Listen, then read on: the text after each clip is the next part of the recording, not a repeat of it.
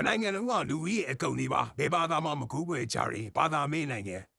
မင်္ဂလာပါယူသနဲ့ဒိမန်ပရိသတ်ကြီးကမ္ဘာပေါ်မှာနိုင်ငံအများစုဟာဘာသာရေးကိုအခြေခံပြီးယဉ်ကျေးမှုတွေဒလီထုံးတဲ့နေကိုထိမ့်သိမ်းထားကြပါလိဒါပေမဲ့ဥရောပမြောက်ပိုင်းကဆွေးနွေးနိုင်ငံဟာအဲ့လိုမဟုတ်ပါဘူးနိုင်ငံလူကြီးရဲ့80ရာခိုင်နှုန်းလောက်ဟာဘယ်ဘာသာတရားမှမကူးကွယ်ကြဘဲနဲ့ non-religious လို့လည်းခေါ် atheist လို့လည်းခေါ်တယ်ဘာသာမဲ့ဒါမှမဟုတ်ဘာသာရေးပေါ်ကိုစိတ်ဝင်စားမှုနေတဲ့သူတွေဖြစ်နေတာပါကမ္ဘာပေါ်မှာထူးခြားမှုအရှိဆုံးချက်ပါပဲ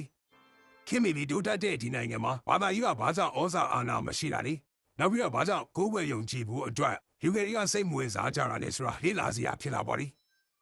ဆွေးနွေးနိုင်ငံသားတွေဘာသာမဲ့ဖြစ်ရခြင်းရဲ့အဓိကအကြောင်းရင်းကတော့နိုင်ငံရဲ့ခိုင်မာတဲ့လူမှုဖူလုံရေးစနစ်နဲ့ကျေပြန့်တဲ့ပညာရေးစနစ်တို့ကြောင့်ဖြစ်ပါလိဆွေးနွေးဆိုရကပြည်သူတွေရဲ့အခြေခံလိုအပ်ချက်တွေဖြစ်တဲ့ကျန်းမာရေးပညာရေးနဲ့စီးပွားရေးလုံခြုံမှုတွေကိုအပြည့်အဝထောက်ပံ့ပေးထားပါလိဒါကြောင့်မလို့ပြည်သူတွေဟာစိတ်ပိုင်းဆိုင်ရာအားကိုးရနဲ့လုံခြုံမှုအတွက်ဘာသာရေးပေါ်မိခိုနေစရာမလိုတော့ပါဘူး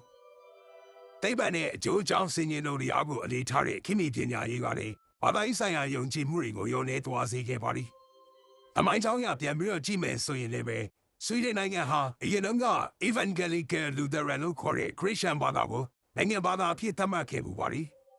ဒါပေမဲ့2000ပြည့်နှစ်မှာတော့အစိုးရကဘုရားကျောင်းတွေကိုနိုင်ငံတော်ကနေခွဲထုတ်လိုက်ပြီးဘာသာရေးကိုနိုင်ငံရေးနဲ့လုံဝကင်းကွာအောင်လုပ်ခဲ့ပါလိ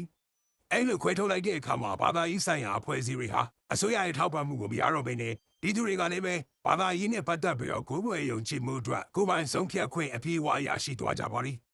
ဒီလိုချက်တွေကြောင့်ပဲဘာသာမဲ့ဖြစ်ခြင်းကဆွေဒင်လူအဖွဲ့အစည်းရဲ့တတ်မှုတွေကိုအပြောင်းလဲမရှိစေခဲ့ပါဘူး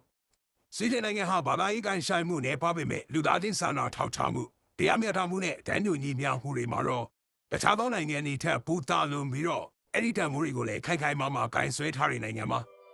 ဆွေဒင်လူမျိုးတွေဟာတရားမျှတမှု၊ဝင်လင်းမြင်သာမှုနဲ့ပတ်ဝန်းကျင်ကိုထိန်းသိမ်းဆောင်ရှောက်မှုတွေကိုဘာသာရေးကနေရယူတာထက်လူအဖွဲ့အစည်းရဲ့အခြေခံမှုအဖြစ်နဲ့လက်ခံကျင့်သုံးကြပါလိ။ဒါကြောင့်မလို့နိုင်ငံတွေမှာရှိတဲ့လူငယ်တွေပါဝင်လူကြီးတွေဟာဘာသာရေးအဆုံးအမတွေမရှိတဲ့နေရာမှာပဲလူပီသားတဲ့လူတွေအဖြစ်ရှင်သန်နေထိုင်နေကြပါလိ